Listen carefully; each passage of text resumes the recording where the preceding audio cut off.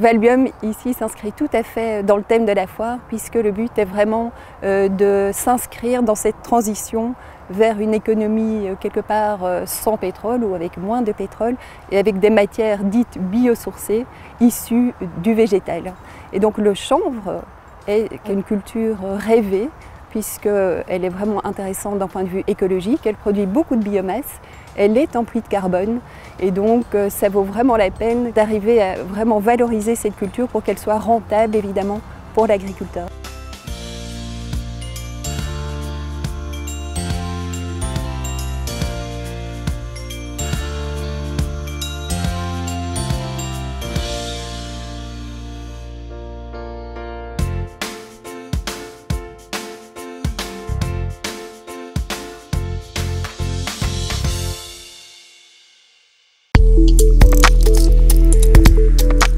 Ici, ce sont donc des essais que Valbium mène avec la ferme expérimentale UC Louvain. Il s'agit donc de cultiver un chanvre textile fibre longue. C'est donc fort semblable au lin. On va récolter le chanvre plus tôt que ce qu'on fait d'habitude et on a semé donc très dense. Vous voyez qu'il y a beaucoup de plants au mètre carré et donc c'est pour obtenir une fibre longue. Valbium est un réseau d'acteurs. On va retrouver des agriculteurs, des PME, des entreprises, des chercheurs. Et l'idée, c'est de développer des filières de valorisation non alimentaire de la biomasse. Donc des matériaux, la biochimie, etc. Et donc on va mettre tous ces acteurs en interaction et nous, on va les aider à développer ces différentes thématiques. Alors il y a beaucoup d'applications pour le chanvre. Donc il y a la graine qui est très riche en oméga 3, oméga 6.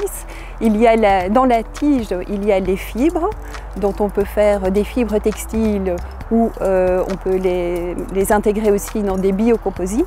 Et alors il y a le cœur de la tige qui est ligneuse, qui s'appelle la chènevotte et dont on fait des isolants.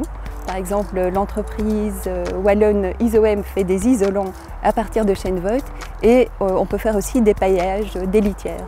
Mais on manque pour l'instant de quelques maillons quand même dans la transformation pour pouvoir assurer au producteur quelque part qui va pouvoir valoriser sa culture et tous les coproduits. C'est pour ça qu'on fait des recherches ici actuellement pour améliorer cette situation.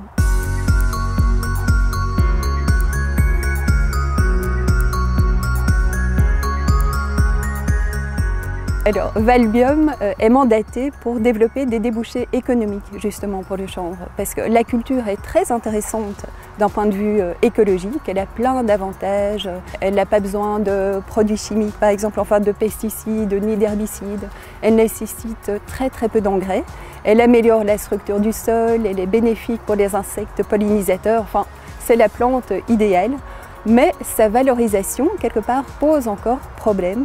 Parce qu'il faut quand même assurer souvent une première transformation, deuxième transformation. Et donc là, on n'a pas toujours tous les maillons. Eh bien, elle a été interdite pendant des dizaines d'années. Et donc, en fait, on a raté toute une phase industrialisation. Le lin n'a jamais été interdit et donc il a pu s'industrialiser. Le chanvre n'a été remis en production quelque part qu'à partir des années 90. Et dans certains pays, c'est déjà plus développé.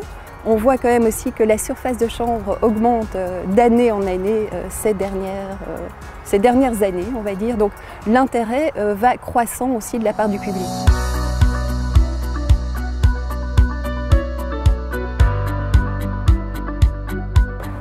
Alors l'agriculture a pour première vocation de produire des aliments, mais il y a toute une série de coproduits qui sont intéressants de valoriser. Donc on ne va pas essayer de produire des cultures qui sont en opposition avec cette culture alimentaire, mais on va essayer de trouver des compléments. Et l'idée évidemment c'est de diversifier quelque part le revenu de l'agriculteur.